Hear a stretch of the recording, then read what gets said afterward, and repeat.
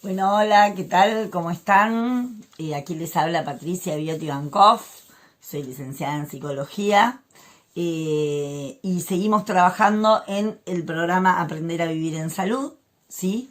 Hoy vamos a hablar del trastorno obsesivo compulsivo, ¿sí? El llamado TOC, ¿sí? Bueno, ¿qué es esto? Es un trastorno de ansiedad, ¿sí? Que se caracteriza por tener pensamientos y acciones recurrentes, repetitivos, ¿sí? Pensamientos intrusivos, muy persistentes, ¿sí? Que tienden a querer mitigar una ansiedad, un monto de ansiedad muy importante que ya preexiste, ¿sí? O sea, ¿qué quiere decir esto? Estas conductas y estos pensamientos surgen justamente con el objetivo de mitigar la ansiedad que desborda, ¿sí?, internamente. Esto es un trastorno que puede aparecer a cualquier edad, ¿sí? No hay edad para que aparezca. Sus causas todavía están en discusión y en análisis, ¿sí? No hay realmente, no está comprobado científicamente. Hay en algunos pacientes sí se ha podido determinar que de repente tiene que ver con la serotonina, ¿sí? En los neurotransmisores, la falta o el exceso puede estar provocando este trastorno de ansiedad. En otros pacientes, y por lo general eso sí es mucho más fácil de comprobar en la clínica, el entorno influye muchísimo. Por lo general, las personas que tienen este trastorno, ¿sí? Son personas que han sido educadas, ¿sí?, por adultos que de repente tenían este mismo trastorno, o bien son sumamente exigentes y sumamente perfeccionistas. Entonces esto se ha transmitido a la persona y la persona en base a eso, bueno, justamente como que empieza a construir estas conductas y este tipo de pensamientos. Como para resumir y que no quede muy extenso, vamos a hablar de los diferentes tipos, ¿sí? Por lo menos de los más comunes, como, bueno, para que puedan ir pensando y entendiendo de qué se trata. Antes de ir a los tipos, lo que quiero decir es que para la persona que tiene este trastorno es sumamente agotador, ¿sí?, tener el trastorno. Son conscientes de que lo tienen, ¿sí?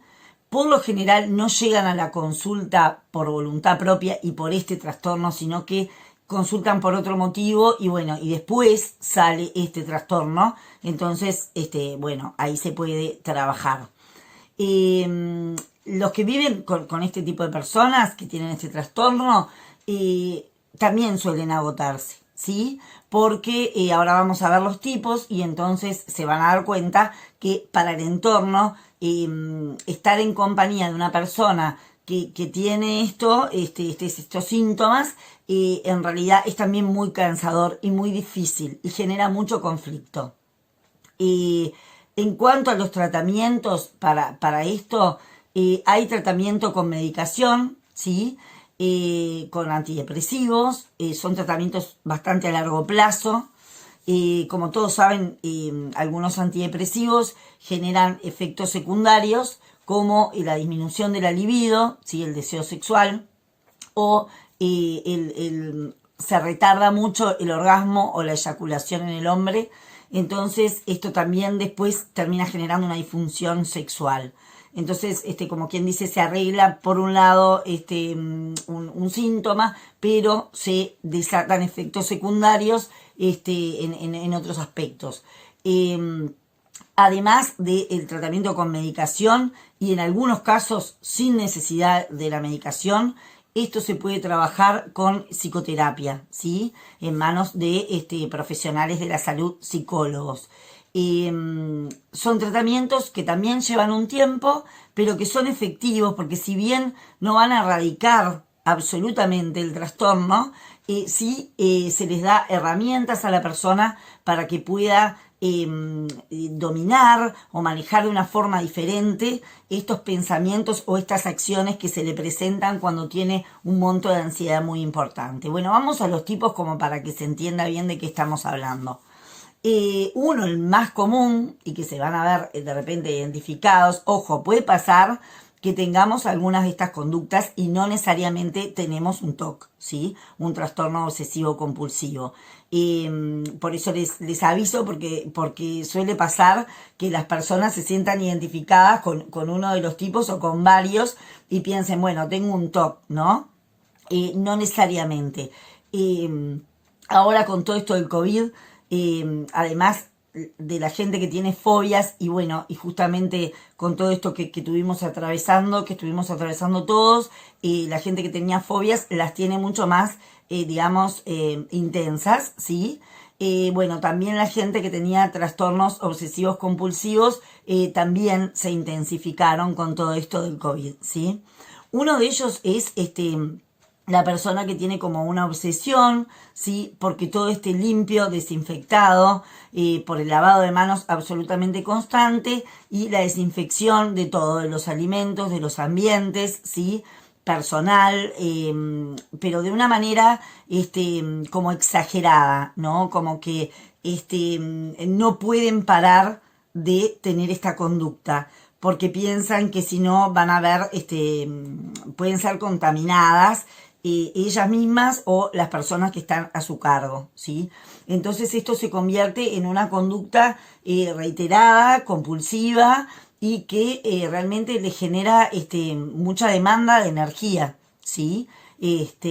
Porque si no lo hacen suelen sentirse mal, ¿sí? O sea, el trastorno surge para tapar un monto de angustia, pero a la vez, si la persona no lo puede realizar por H o por B, la angustia se incrementa, ¿sí?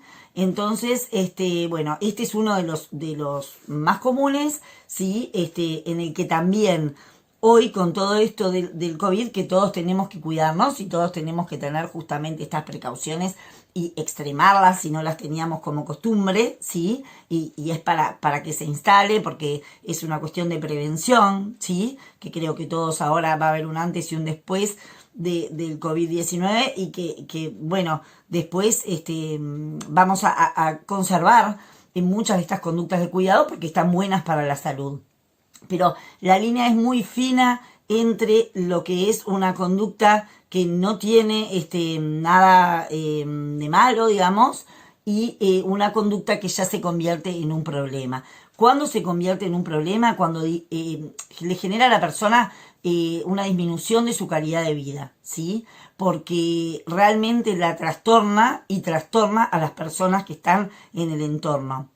La gente que tiene de repente estas conductas, ¿no? Vamos al tipo, a otro de los tipos, que es el de ir a constatar que esté cerrado el gas, que cerré la puerta de la casa, que las ventanas están cerradas, si guardé la llave en el lugar donde me parece que la guardé y revisar una y otra vez a ver si la tengo, o si le puse la alarma al auto, entonces sentí el pip y estoy segura que se lo puse, pero verifico una y otra vez, ¿no? Lo vuelvo a hacer.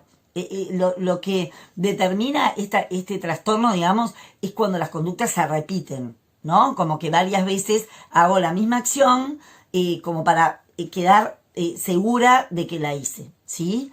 Dudo si hice la acción, ¿sí? Bueno, entonces las personas que tienen, por ejemplo, este trastorno de verificar, suelen llegar tarde de repente a los estudios, al trabajo, por justamente demorarse en hacer las cosas más de una vez, ¿sí? Otro de los tipos es el orden de las cosas, ¿sí? Cuando las cosas tienen que estar de repente ordenadas, no sé, en el placar la ropa de determinado color, ¿no? La ropa por color, o doblada de determinada manera, o las perchas colgadas de determinada forma, o los utensilios de la cocina puestos en determinado orden, simétrico, ¿sí? Que la cortina esté cerrada sin un pliegue de aquí o de allá, o que la cama esté tendida de determinada manera, ¿no? Sumamente estricta, ¿tá? Y que si no está así, la persona lo vuelve a hacer. ¿Qué trae aparejado esto? Sobre todo en el entorno, con el entorno laboral, compañeros de trabajo, o pareja, o bueno, las personas que conviven, es que no puedo delegar, ¿está?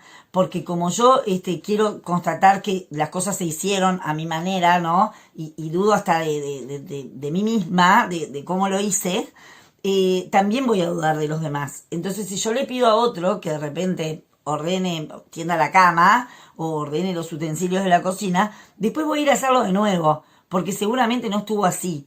Otra es la simetría de los almohadones o las cosas que están, no sé, de adorno en un estante o en una mesita, que tienen que estar milimétricamente, ¿no? Puestas de determinada manera. Si no, la persona se siente mal, se siente incómoda. Estas personas hasta llegan en casas ajenas, ¿no? No solo con sus pertenencias y en sus casas, sino en casas ajenas, querer corregir lo que visualmente les está distorsionando, digamos, el estar ahí, ¿no? Es esa gente que de repente no aguanta y acomoda las cosas de otra persona en la casa de otra persona. El papel higiénico en el baño también es un ejemplo, ¿no? Podemos decir miles.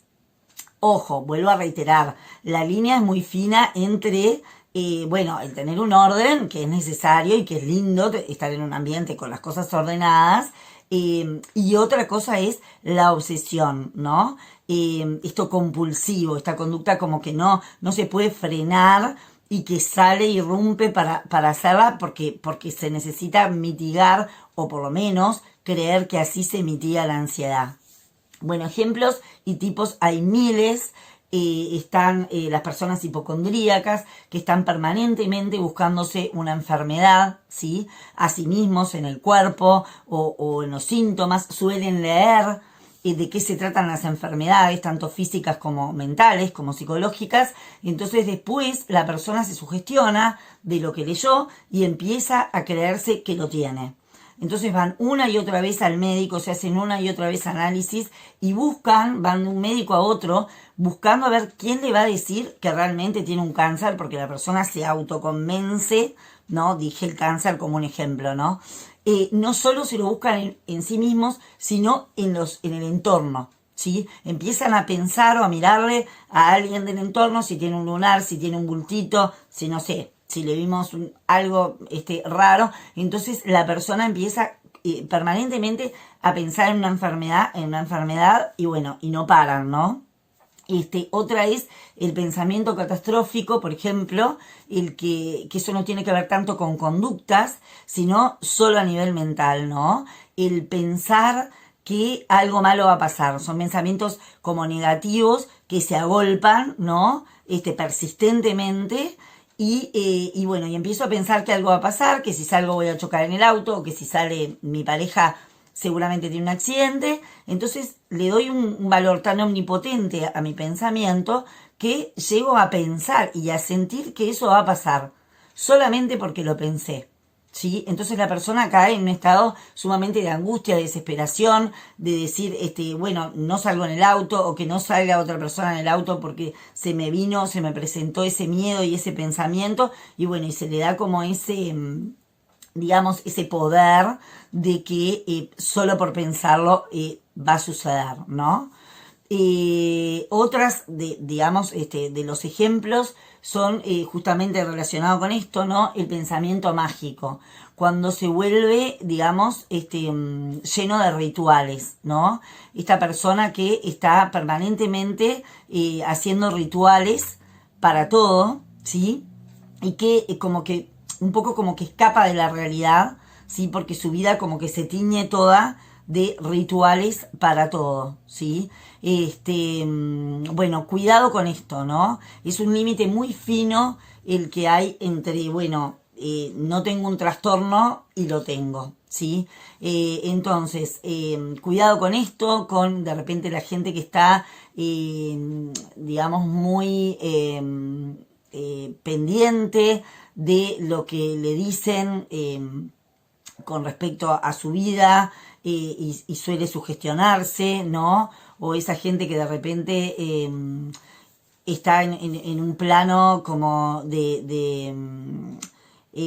pensar cosas que tienen como un poder omnipotente o mágico, ¿sí? Y bueno, y se va de la realidad, como que se pierde en estos pensamientos, ¿no? Y hay que tener como cierto cuidado con eso, ¿sí? No me puedo tampoco desconectar de lo que es real y de lo que puede pasar o lo que no, ¿sí? Hay gente, por ejemplo, que está permanentemente perseguida pensando que le están haciendo un trabajo o algo mágico para que le vaya mal, ¿sí? Entonces hace rituales y permanentemente está como tratando de evitar que esa mala energía que supone que viene de afuera, ¿no? A veces esto raya un poco con lo paranoico, y bueno, realmente después la pasan muy mal porque se convencen de esto, ¿no? Como que el pensamiento se vuelve muy persistente, ¿sí? No pueden dejar de pensar una cosa diferente a esta. No sé si, bueno, queda más o menos claro. También con los números pasa, ¿no? Hay gente que tiene como, bueno, una constancia de cada número que se aparece en su vida, ¿sí? Cotidiana, sumarlo, restarlo, hacer como un montón de cosas con los números que se le presentan para que le cierre, ¿no? Un número que tenga un significado para la persona y ahí calmar como la ansiedad. El uso de amuletos también, ¿no? O de cábalas. También hay una parte que lo podemos hacer todos, que bueno, que no pasa nada, ¿no? El tener un amuleto da seguridad, ¿no? Es como este objeto transicional en los niños cuando son chiquititos y van a ir a la guardería y llevan su osito, porque eso les da seguridad. Bueno, a veces la gente lleva una piedra que tiene un significado, qué sé yo, un llavero, una lapicera para que les vaya bien en el examen o para firmar una escritura, en fin, ¿no? Pero, a ver, lo que es, lo que pasa es preocupante, ¿no? O pasa a ser un problema, es cuando la persona, si no tiene ese objeto, no puede funcionar, ¿sí? O sea, va al examen y como no llevó la lapicera porque se la olvidó, no se presenta al examen o directamente lo pierde porque dice me va a ir mal porque no tengo la lapicera de la suerte. ¿Tá? Si cambié de cartera y la piedrita la dejé en la otra cartera, bueno, ya me designo de que ese día va a ser fatal y que me van a pasar cosas horribles porque no tengo la piedrita de protección. Entonces paso a depender de ese objeto al que yo lo cargué con toda esa intención, ¿sí? Entonces, siempre hay este límite entre, bueno, lo que... A ver, el límite y lo que quiero que quede claro es cuando estos pensamientos o estas conductas me impiden funcionar, digamos, de una manera con una calidad de vida, y cuando me generan trastornos con mi entorno, ¿sí? Como decía, los tratamientos se pueden hacer y la persona lo que logra con estos tratamientos es tener herramientas para flexibilizarse. Esta gente suele tener, hay dos puntos más que quiero decir, hay mucho más para decir, pero uno es que están teñidos por la duda, ¿sí? Son personas que siempre tienden a dudar, son muy controladoras, entonces cuando tienen que tomar una decisión, dudan muchísimo, ¿sí? Quedan como sumergidos en la duda. Y bueno, y tomar una decisión les cuesta mucho, mucho, porque quieren tomarla correcta, quieren tener una certeza, quieren tener un control de que lo que deciden es lo que tiene que ser. Entonces se autoexigen mucho en el momento de tomar una decisión, la duda los agolpa, realmente los hace pasar muy, muy mal, porque no logran poder tomar la decisión y jugarse a que, bueno, de repente hay un fracaso o un error, o bueno, o no era lo mejor, o no, no confían en esto de, bueno, tomo la decisión solamente porque lo siento, sino que pasa mucho por lo racional, por lo intelectual, por la cabeza, por el control, ¿sí? Esta gente también suele tener rumiaciones mentales, o sea, como bueno, como decíamos hoy, estos pensamientos que agolpan, y entonces, bueno, como que le genera a la persona como estar presa de estas propias condiciones, ¿no? Que como decía hoy, son sumamente agotadoras. Bueno, después vamos a seguir en algunos otros videos comentando. Otro de los aspectos es el perfeccionismo, ¿sí? Son personas autoexigentes y que exigen mucho a los demás, porque exigen que los demás hagan las cosas a la perfección o en la estructura en que ellos se mueven, ¿sí? Esto está muy relacionado con la estructura de personalidad de la neurosis obsesiva, ¿sí? Pero bueno, digo, acá no no estamos para hacer un diagnóstico, sino lo que yo quiero es que, bueno, tengan herramientas como para poder detectar determinados síntomas y ver, bueno, cuándo tengo que de repente pedir ayuda para tener una vida mejor y estar un poco más flexible y abandonar estas conductas que de repente son demasiado agotadoras. Bueno, les mando un besote enorme y nos estamos viendo en el próximo video. Chau, chau.